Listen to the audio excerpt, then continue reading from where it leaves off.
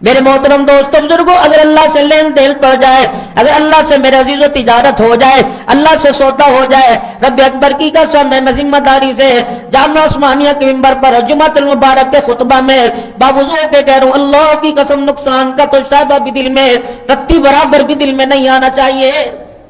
اللہ ہے، نہ اسے روٹی کی ضرورت، نہ بوٹی کی ضرورت، نہ کپڑے کی ضرورت، نہ لباس کی ضرورت، نہ مکان کی ضرورت، نہ واش روم کی ضرورت، نہ نہانے کی، نہ بیوی کی، نہ بچوں کی ضرورت، وہ تو ہر چیز سے میرا عزیز و میرا اللہ پاک ہے۔ اس لیے محترم دوستوں بزرگوں فرمایا میرا بندہ مجھے دے، تو اپنے بھائی کو نہ دیکھنا، اپنے غریب رشتہ دار کو نہ دیکھنا، اپنے علاقے کی بیوہ کو نہ دیکھنا، اپنے علاقے کے یتیموں کو نہ دیکھنا، اے میرے بندے ہاں یتیم کو دیکھ کر، غریب کو دیکھ کر، بھائی کو دیکھ کر جیب کی زپ بند ہو جائے گی۔ جب مجھے دیکھے گا تو تیری عقل ٹکانے آ جائے گی۔ تو اس کو دے رہا ہے جس کے قبضے میں سارا جہان ہے، اس کو دے رہا ہے، زمین آسمان اس کے اندر جتنے خزانے سب کا مالک اللہ ہے، لیکن دل لائے کہاں سے؟ اللہ نبیوں والا مزاج نصیب فرمائے۔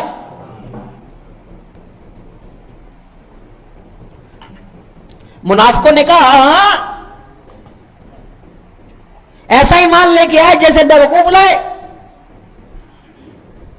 اب جس کے رستے میں دے رہے تھے، جس کو دے رہے تھے، فوراً جب الا خبردار، اللہ نے کہا الا انہم هم السفہاء، خبردار انہیں بیوقوف نہ کہنا، ان کے کردار کو بیوقوف کہنے والوں، تمہارے سے بڑا کہنے والوں سے بڑا کوئی بیوقوف نہیں۔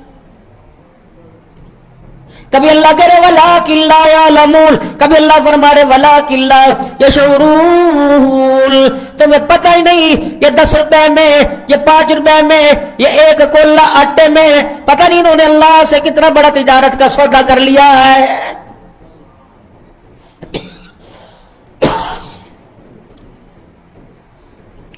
اسی لیے فرمایا قیامت کا دن ہوگا، اللہ جل شانہ بندے کو اپنے سامنے کھڑا کریں گے اور کہیں گے میرا بندہ یاد کر میں تیرے دروازے پر آیا تھا،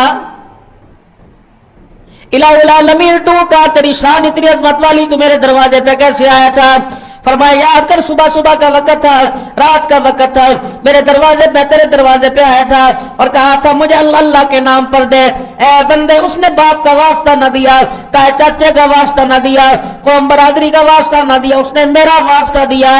اے میرے بندے میرے نام کے واسطے پر بتا تیرے دل میں میرے راستے میں دینے کا خیال تیرے دل کے اندر کیوں نہیں آیا ہے؟ میں کمزور ہوں کیا؟ میرے خزانے ختم ہو گئے کیا؟ میں کمزور ہوں، میری طاقت ختم ہو گئی؟ اے میرے بندے سارا جہان میرے سے اپنی ضرورت کے مطابق مانگے، میں اسے اپنی شان عطا فرماؤں گا۔ مجھے میری کبریائی کی قسم ہے میرے خزانے میں اتنی بھی کمی نہیں آئے گی، جتنا سوئی کا ناکا پانی میں ڈبو کر سمندر سے باہر نکالو، اس سمندر کے قطرے لہروں میں تو کمی آ سکتی ہے، میرے خزانوں میں اتنی بھی کمی نہیں آ سکتی۔ میرا محبوب جو آپ پر ہم نے کتاب اتاری، اس کتاب کے اندر ان کو سمجھا دو یمحق اللہ الربا ویربی الصدقات۔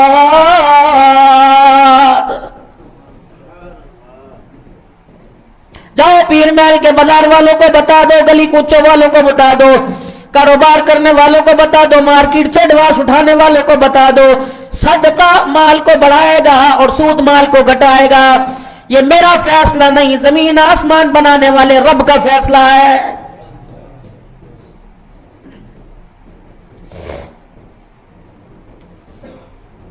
مدنی کریم صلی اللہ تعالی علیہ وسلم کے جانثار ہے، امام الانبیاء صلی اللہ علیہ وسلم کے تربیت یافتہ، آپ کے تعلیم یافتہ، آپ کے صحبت یافتہ، یہ آنا یہ دو آنا، یہ پیسہ یہ کپڑا لتا ان کے لیے تو بات ہی کوئی نہیں تھی۔ یقین جانو جب جان کی بازی اللہ کے راستے میں لگا جاتے، جسم اپنا تلواروں سے، جسم اپنا تیروں سے چھلنی کروا لیتے اور ان کے ٹکڑوں سے آخری سانس کی ہوا آتی تو ان میں یہ لفظ آتا اور لوگوں تم مانو یا مانو فزت برب الکعبہ، اس حالت کے اندر خدا کی قسم محمد کا جانثار کامیاب ہو گیا ہے۔ حضور صلی اللہ تعالی علیہ وسلم کی خدمت میں ابو عامر آ گیا اور اللہ کے نبی کی منشا تھی۔ نبی کا مزاج یہ ہوتا ہے کہ نبی کی مجلس میں جو بیٹھے نبی اپنی ڈیوٹی نبھاتا ہے۔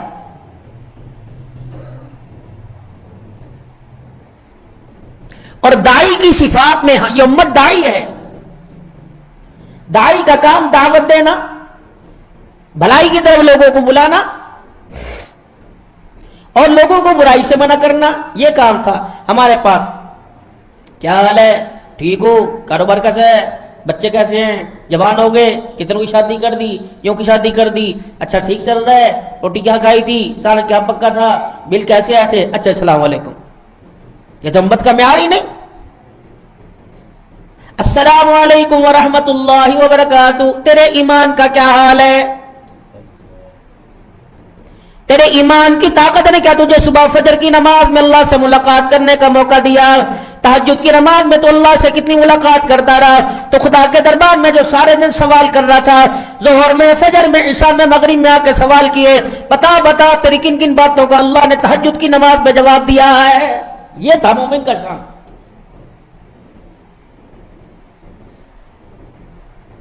ماشاءاللہ گھر کے اندر کتنے قرآن پاک کی تلاوت ہوتی ہے، کتنے پارے روزانہ پڑھ لیتے ہیں.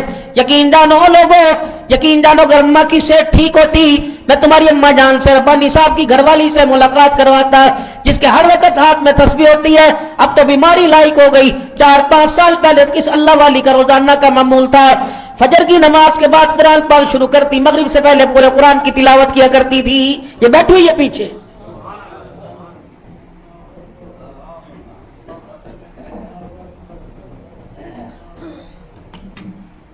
یقین جانو آج بھی مجھے سانس کا کافی مسئلہ ہے. بہت میرے گھر والوں نے کہا کہ رک جا، قاری صاحب کو فون کر دیں، انتظام ہو جائے گا. کل بڑی ہائی ڈوز مجھے لگی، تب میں اتنا بولنے کے قابل ہوا. لیکن تمہیں کیا پتا اس کے اندر بھی ایک راز ہے، آج میری زبان پر آ گیا. اللہ اکبر. جب ماں کو کسی بیماری کا یا پریشانی کا پتہ لگتا ہے، جب وہ منہ سے کہتی ہے اللہ خیر ہوئے، پتہ نہیں یہ لفظ مجھے کہاں سے اٹھا کے کہاں پہنچا دیتا ہے.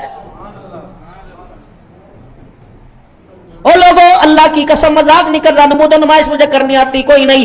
قاری صاحب سے کہا کرو ماں جی سے، بی بی جی سے دعا کروا دے.